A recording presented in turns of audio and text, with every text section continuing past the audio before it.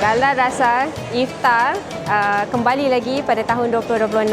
Seperti tahun-tahun lepas, kami menyediakan makanan-makanan yang menarik. Tapi pada tahun ini, kami ada satu menu special, which is kambing bakar yang akan dibakar juga ayam percik bersama dengan ikan bakar dan air asam.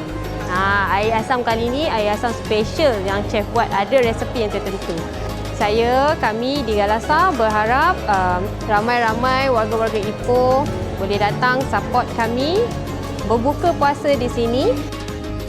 Dan harga untuk pada tahun ini dewasa RM78, kanak-kanak dan warga emas RM58.